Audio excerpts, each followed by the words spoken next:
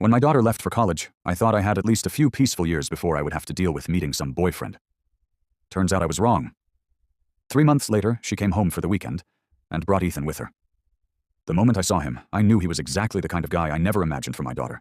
He was tall and lanky, with messy hair that looked like it had never met a comb. He said, "Dude," way too much, and his laid-back attitude drove me crazy. My daughter had always been focused and responsible.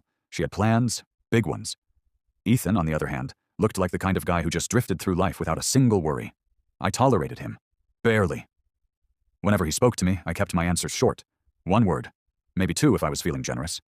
He would try to start conversations, smiling like we were already friends. I would nod, grunt, and go right back to staring at my phone. But the weird thing was, he never seemed bothered. Not once. Then one night, everything changed. My wife cooked a big family dinner. Ethan came over again, like he always did. Dinner was going fine until my wife and daughter realized they had forgotten dessert. They decided to run to the store, which meant, for the first time ever, it was just me and Ethan in the house. The silence was painful. I scrolled through my phone, pretending to be busy. Ethan sat across from me at the table, staring down like he was thinking about something. Minutes passed, then he cleared his throat. "So, do you like whiskey?" I looked up. He suddenly looked nervous, which caught me off guard. When I nodded, his face lit up. "I actually brought a bottle," he said. "My dad gave it to me for my birthday.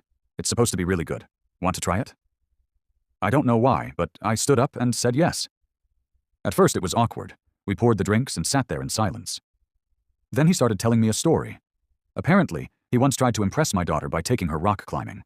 Halfway up the wall, he panicked, froze, and had to be rescued by the instructor.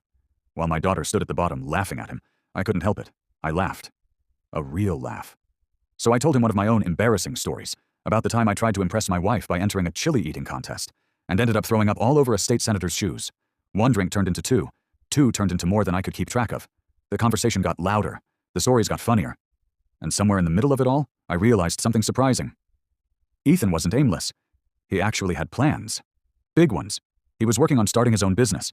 He just didn't believe in stressing about things he couldn't control. By the time my wife and daughter came back, Ethan and I were sitting at the kitchen table, completely drunk, shouting the lyrics to an old rock song. The problem was, neither of us actually knew the words. My wife stood there with her arms crossed, completely unimpressed. My daughter looked at us like we had both lost our minds. Ethan looked at my wife, raised his glass, and said, "Ma'am, I love your cooking." And that's when I lost it. I laughed so hard I could barely breathe. That night changed everything. Somehow, somewhere between the whiskey, the ridiculous stories, and that stupid rock song. The kid won me over, and these days, he's not just my daughter's boyfriend. He's like a second son to me. Funny how that happens.